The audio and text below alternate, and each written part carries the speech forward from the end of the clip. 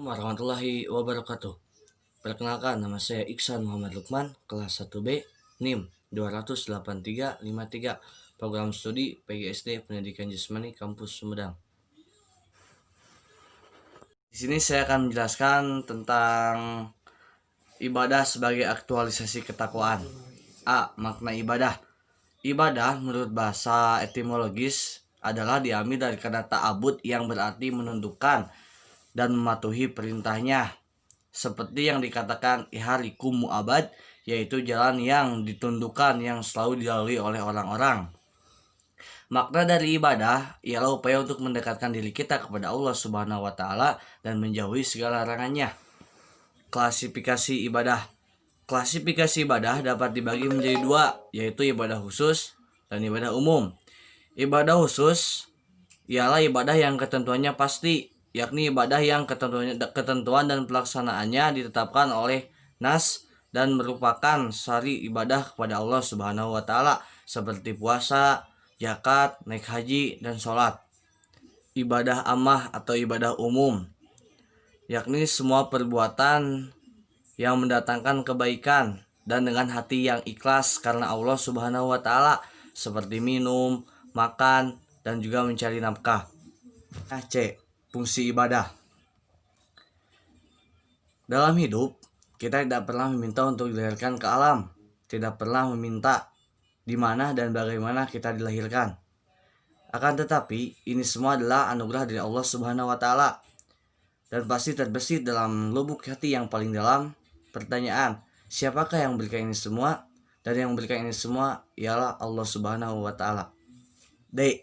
Syarat-syarat diterimanya ibadah. Syarat-syarat diterimanya ibadah ini ada 4. 1. Kesahan suatu amal. 2. Keikhlasan seorang hamba. 3. Senantiasa beramal dan bermujadahah dalam beramal. 4. Ittiba. Dan 5. Melaksanakan moral ibadah. Kesahan suatu amal. Hal ini penting untuk diperhatikan bahwa amal yang dilakukan telah sesuai dengan yang dikehendaki atau yang dengan kehendak syara. Menurut fikih, sah merupakan lawan dari batal, dan perbuatan yang dihukumi syah apabila memenuhi rukun dan syaratnya. Dan yang kedua, keikhlasan seorang hamba. Melakukan suatu perbuatan haruslah ikhlas dengan motivasi semata-mata untuk karena mengharap ridho Allah Subhanahu wa taala sebagai bentuk dari 2 kalimat syahadat, sehingga tidak terbesit dalam hatinya mengharapkan harapan dari seorang manusia atau pandangan manusia sehingga jatuh pada perbuatan riya. Senantiasa beramal dan bermujadahah dalam beramal. Melaksanakan suatu perbuatan bukan sebatas kegiatan rutinitas atau menggugurkan kewajiban semata, namun harus berupaya untuk senantiasa bersungguh-sungguh meningkatkan kualitas ibadahnya, meningkatkan kualitas ibadah kita kepada Allah Subhanahu wa taala. Yang keempat ialah ittiba, yaitu mencontoh atau sesuai dengan tuntunan Rasulullah SAW. Dan yang kelima adalah melaksanakan pesan moral dalam beribadah. Yang terakhir ialah prinsip ibadah. Ada beberapa yang perlu kita perhatikan dalam melaksanakan ibadah agar ibadah terasa ringan dan tidak terasa ada beban, sehingga menjadikan kita terasa nyaman, tenteram, dan lain sebagainya. Dalam prinsip ibadah terdapat 3, yaitu hub, khauf, dan raja. Itu adalah hub, cinta.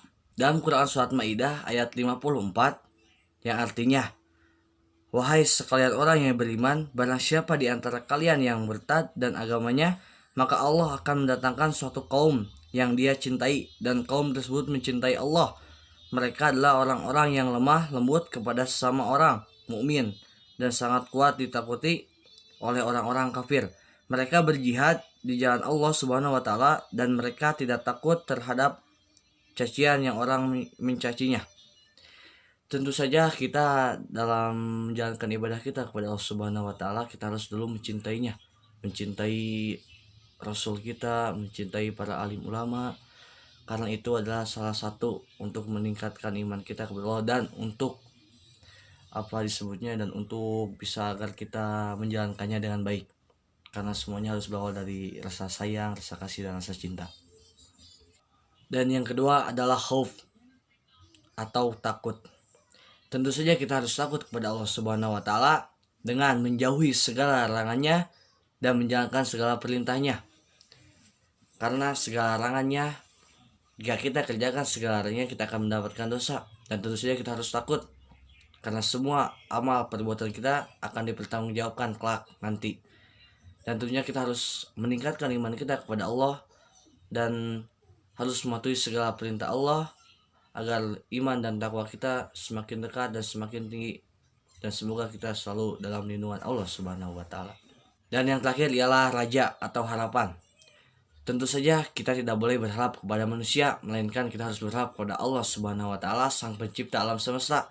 Karena berharap kepada manusia kita akan merasakan kekecewaan, tapi berharap kepada Allah, insya Allah kita akan selalu mendapatkan keberkahan, kebahagiaan, dan apa yang kita inginkan insya Allah akan dikabulkan oleh Allah Subhanahu wa taala. Berbeda dengan berharap kepada manusia.